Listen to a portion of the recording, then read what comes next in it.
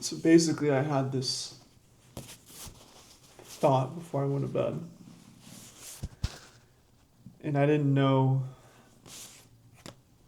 that I was supposed to draw it, but maybe it's supposed to mean something after I draw it. So this is the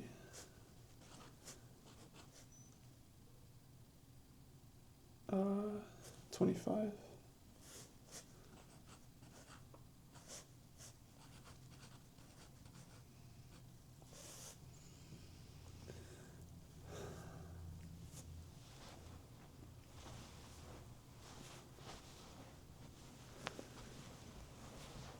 And so the whole thing was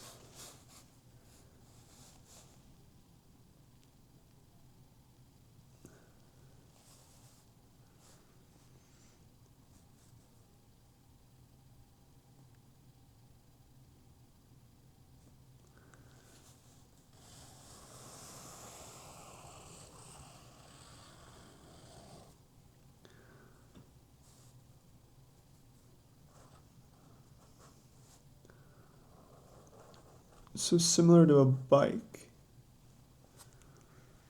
The whole idea is that there's all these spokes, that there's these attachments to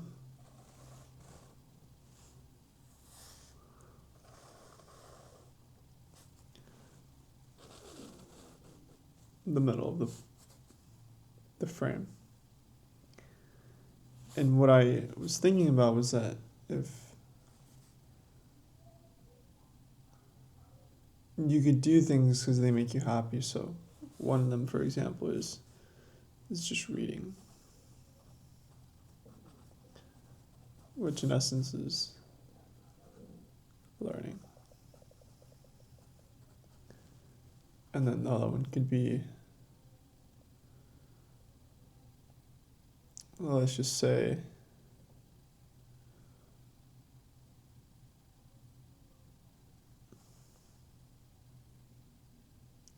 what are some things that make you happy?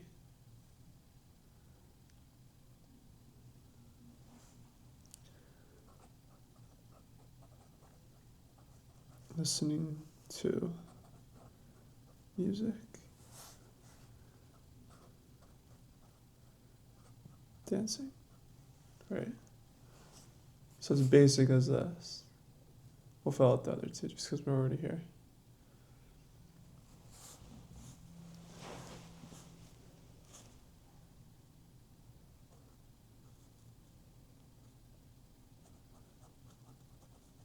Eating fruit.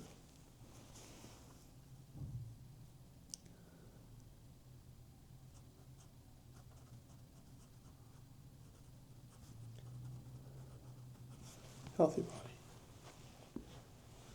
What I realized is that there's some people who they work out or they have a job or they're in a relationship because it's a means to get to an end. It's not the end itself. So some people read because they want to finish the book. And by the end of the book, they're looking for happiness or, oh, I finished the book, I can go read another one, right?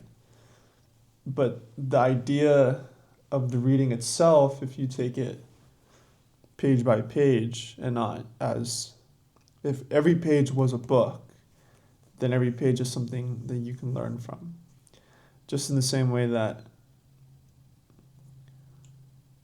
buying a new music album isn't really going to make you happy. It's the physical songs or the physical beats or the physical lyrics in one of the songs that's going to make you happy. And the act of dancing is in itself what makes you happy. It's not that you're being judged or that you're going to get a score or that someone's going to critique you, right? So what I was thinking about last night was that if I could describe joy as things like abundance, ease of mind, clarity. And I could put this into, let's say, a more tangible version of being rich or having wealth, maybe even having options.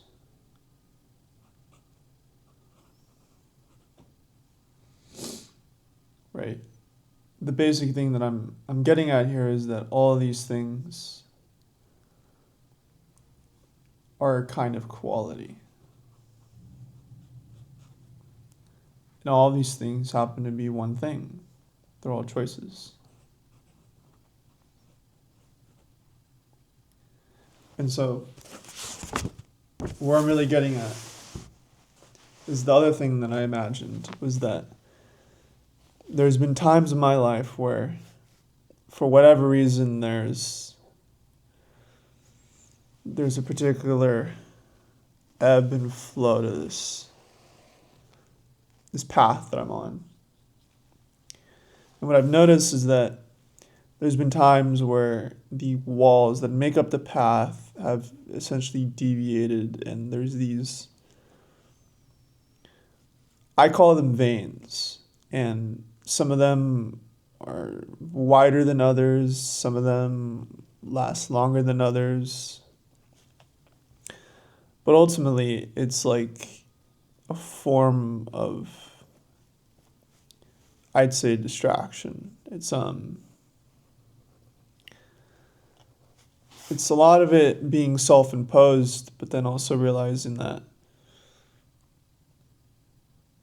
there are a lot of lessons to be had there. And I'm just now thinking about this in the sense that there is certainly a way to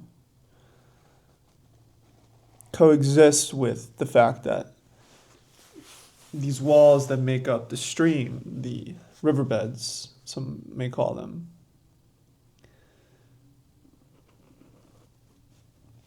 some of these walls are continuously eroding and getting wider and wider. And some of them might even be the same, come together.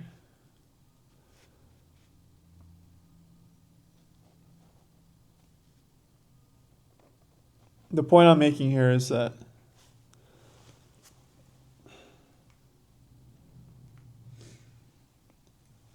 if you could have the foresight to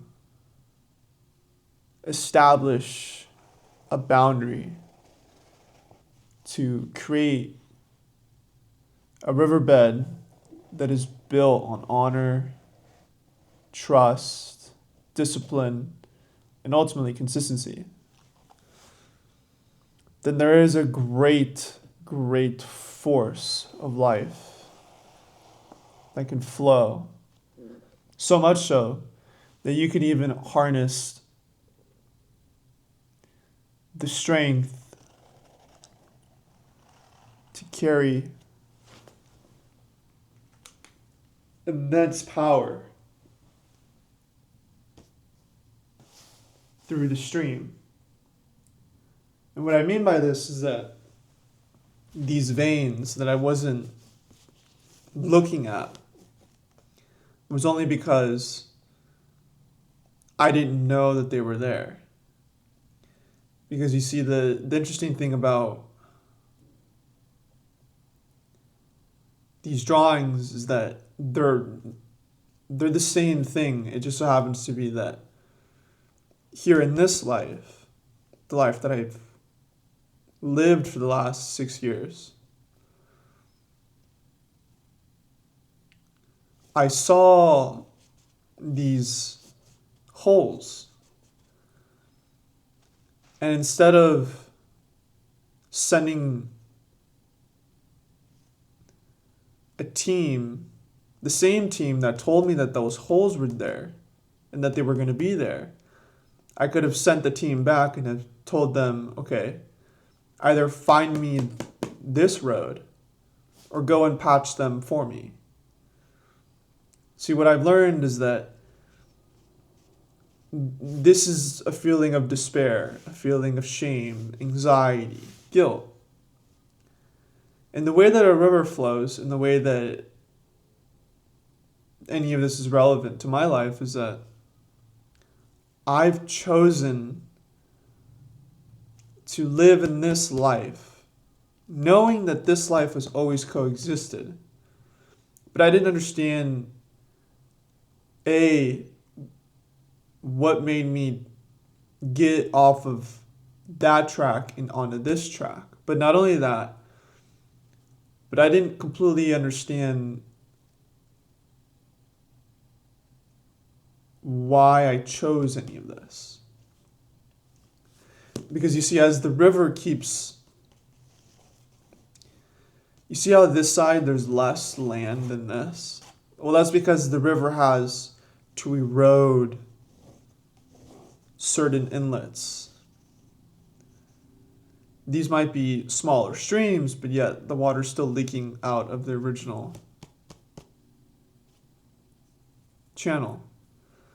And with these channels, it's gone to be to the point where it's eroded the foundation because there's no structure, standard, right? And so what I now can understand is that there are really multiple different types of people in this world, but I'd say that the version of wisdom that I understand right now is that I'm worthy of this life, of stability, of joy, of consistent gratification, of the richest life possible. Because I now understand that I've always seen these holes. I've always seen them. And yet, did I ever do anything about them? One. And two,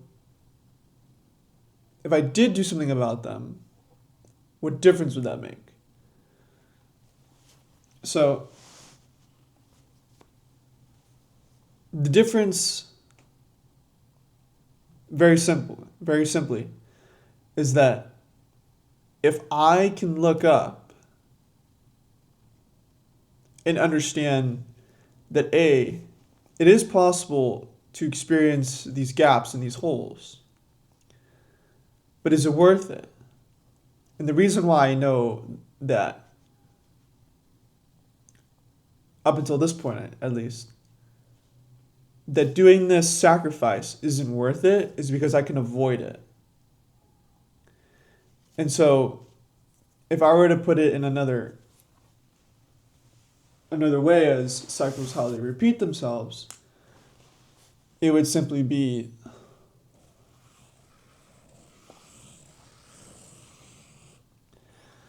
and so if you look at it as a slinky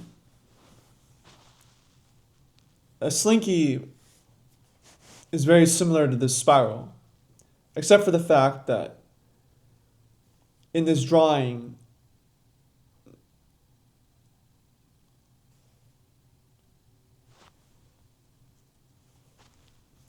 this point and this point are expanding points, regardless of whichever way you look at it. It's a point that expands. Now with the slinky, the points are above each other. And that's how things keep repeating in life. And so things have continuously repeated in my life because I didn't learn the lesson that I was supposed to, which meant that I kept finding more and more of these holes. And some of them got to be so big that it was literally a breaking point. And hypothetically, this eroded, these got bigger and looked like that.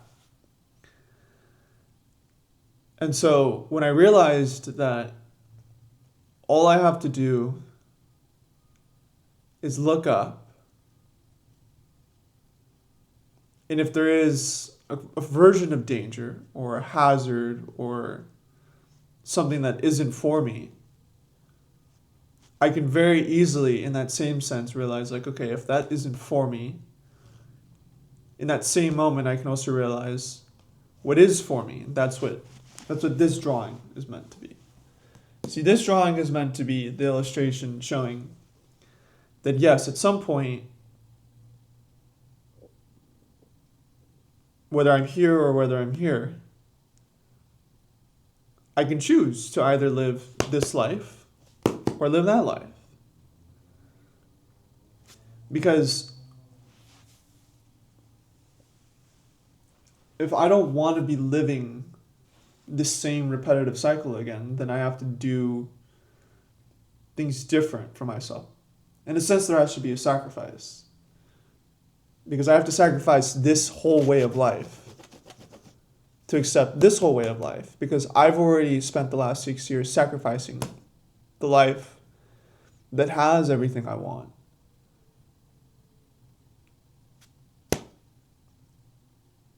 By living the life that has things that I don't want.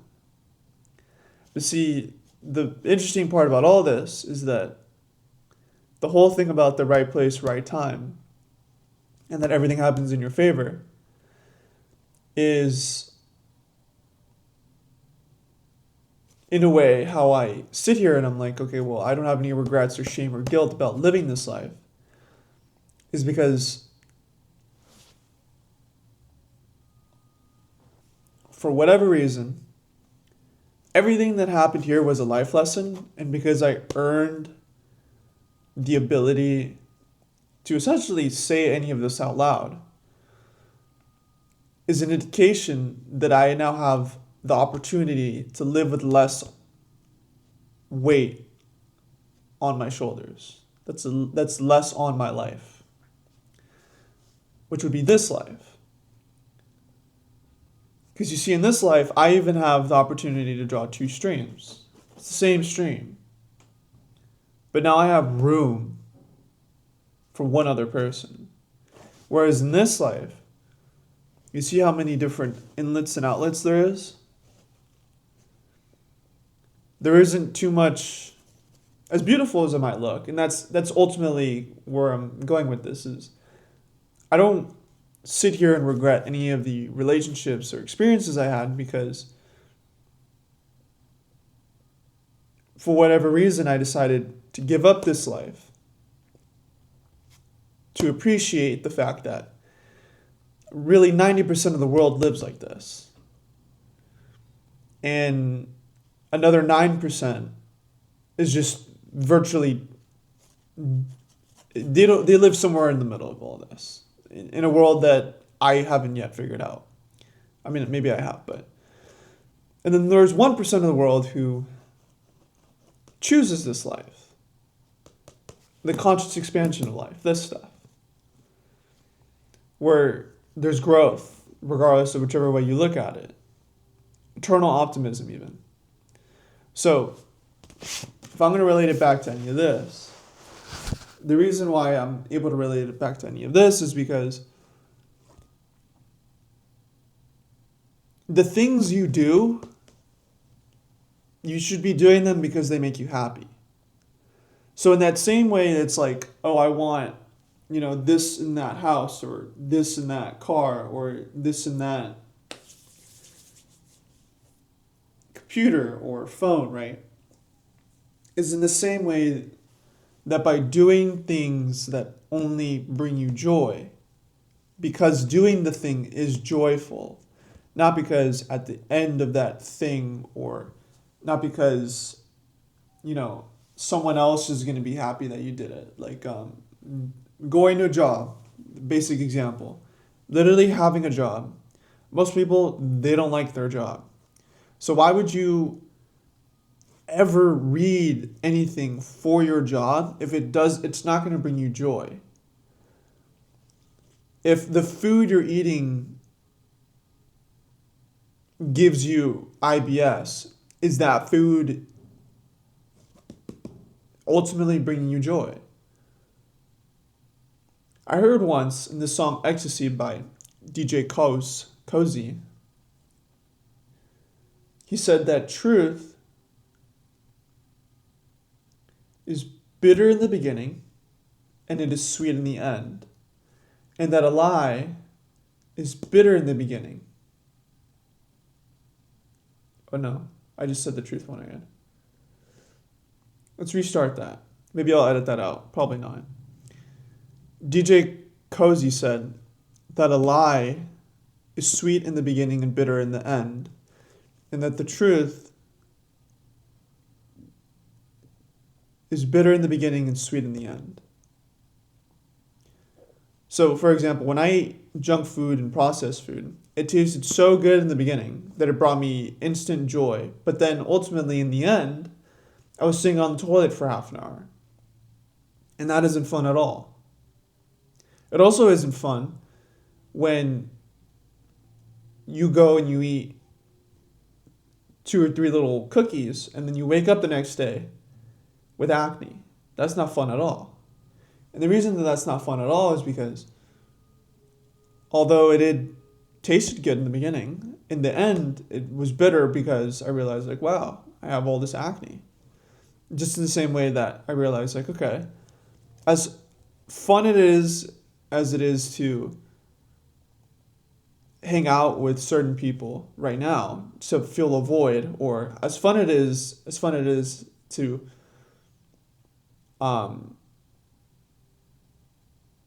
essentially be in a romantic relationship with someone because they're going to fill a void. It makes me so happy that that person can fill my void. I'm also avoiding the fact that I'm not doing anything about the void. And so ultimately what any of this means is that at some point it became clear that if I took care of the void and I decided to fill it myself, not only was I being there for myself, but I was happy in the end.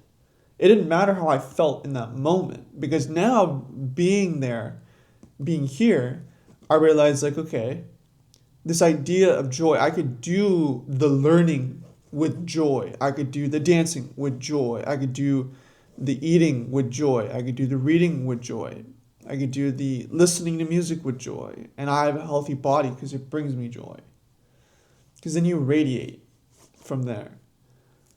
And ultimately, what this concept really brings you to is being a magnet so that you can receive abundance and the ease of mind, the clarity that you have as a person. Having rich thoughts. And your thoughts exist in your mind, your body. So you can be wealthy. You can have the wealth right now. Because when you get up every day, the same thing, put it this way. I'll put this in a metaphor. So there's some people who are like, oh, I want 1 million views on my video, or I want to go viral. And they don't make content, or they make content and it doesn't bring them happiness. It doesn't bring them joy.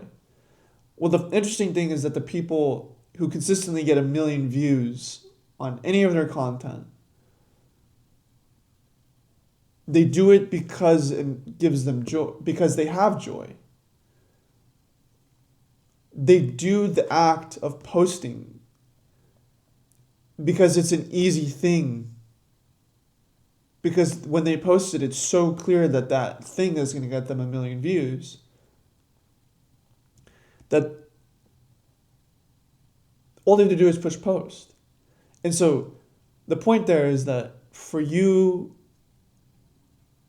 to sit there and go, oh, I want 1 million views on my video, that's the means to be happy. No. That's not how people get 1 million views. How people get 1 million views is because they make something that makes them happy.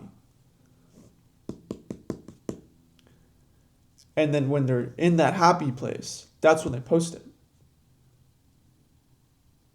It's not the fact that the views made them happy. It's the fact that they posted it that made them happy. And 1 million views is in joy, because that's what would make you happy. So you're not posting the video. You're not posting the content to make you happy. It's the fact that you are happy. And that inside of that happy place, abundance is there, the ease of mind is there, clarity of mind is there, your body is there, happy thoughts are there. Because those are choices. So to receive essentially what is unlimited money, which is unlimited thoughts, you essentially have to have this space in your mind. And really what it does is offer you options, because like I mentioned, you can either choose to live the life where it's like, oh, I'm desperate to have my video get 1 million views.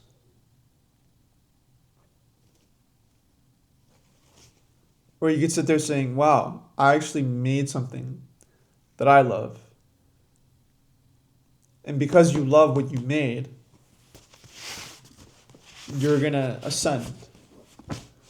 And you're going to get joy. You're going to be in that state of joy.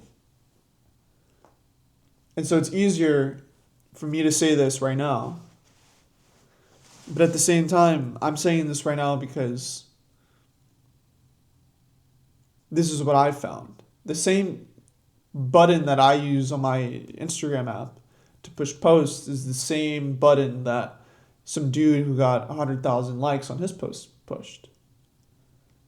So I'm happy that I'm quite literally doing what I'm supposed to be doing.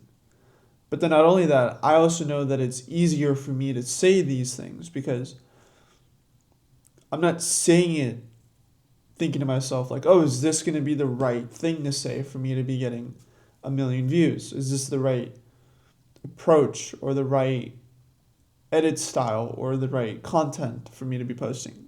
I'm coming from a place of saying,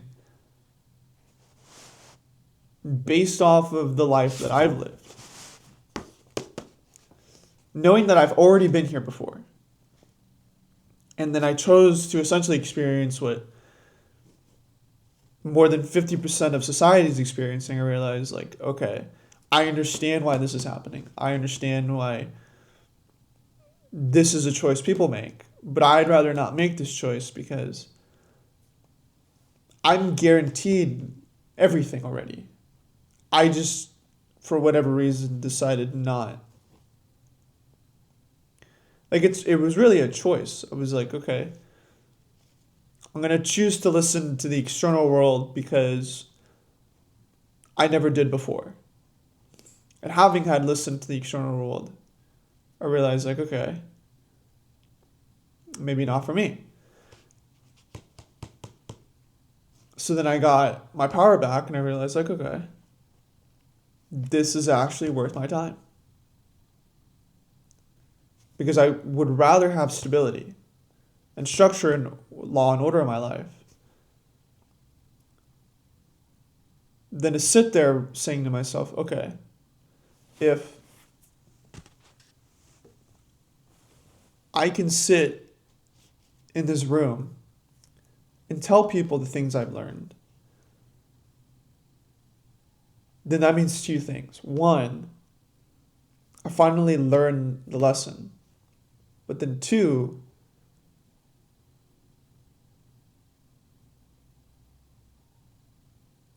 I can essentially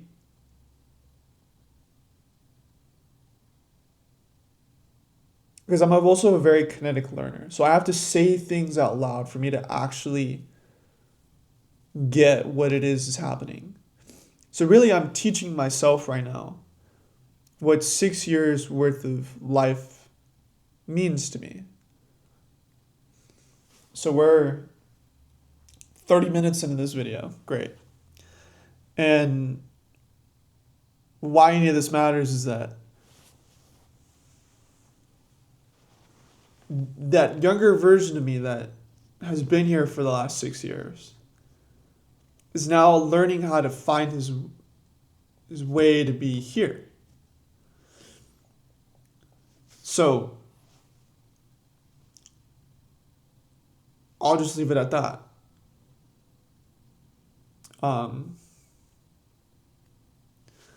You can read this and then, yeah. So take care. All the best.